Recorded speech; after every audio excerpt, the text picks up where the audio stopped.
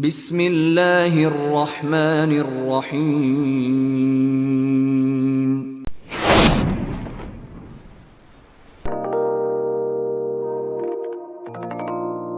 سیدنا جابر بن عبداللہ رضی اللہ تعالی عنہ سے روایت ہے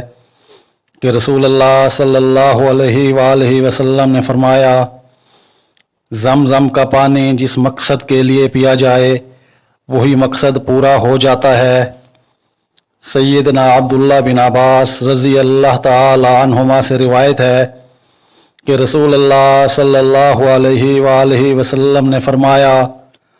ہر نبی کا کوئی نہ کوئی حرم ہوتا ہے اور میرا حرم مدینہ ہے۔ اے اللہ، میں اسے آپ کی اجازت سے حرم قرار دیتا ہوں، کوئی بدعتی یا گناہ گار یہاں پناہ نہ لے سکے، یہاں کے درخت نہ کاٹے جائیں اور نہ گھاس کاٹی جائے، اور اعلان کرنے والے کے علاوہ کسی دوسرے کے لیے یہاں کی گری ہوئی چیز اٹھانے کی اجازت نہیں۔ سیدنا جابر بن عبداللہ رضی اللہ تعالی عنہ سے مروی ہے کہ رسول اللہ صلی اللہ علیہ وآلہ وسلم نے فرمایا، میرے ممبر اور میرے حجرے کے درمیان والی جگہ جنت کے باغیچوں میں سے ایک باغیچہ ہے، اور میرا ممبر جنت کے دروازوں میں سے ایک دروازہ پر ہے۔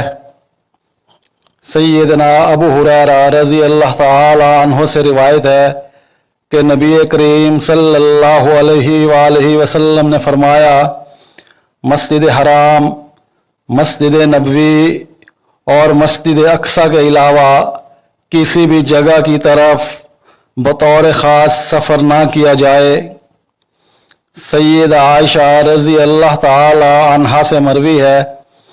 رسول اللہ صلی اللہ علیہ وآلہ وسلم نے فرمایا، عائشہ، جس گھر میں کھجوریں نہ ہوں اس گھر والے لوگ بھوکے ہیں۔ سیدنا عبداللہ بن عمر رضی اللہ تعالی عنہ سے روایت ہے کہ نبی صلی اللہ علیہ وآلہ وسلم نے فرمایا، جو آدمی اس بات کی طاقت رکھتا ہو کہ اسے مدینہ میں موت آئے تو اس کی ضرور کوشش کرے، کیونکہ جو لوگ یہاں فوت ہوں گے میں ان کے حق میں سفارش کروں گا۔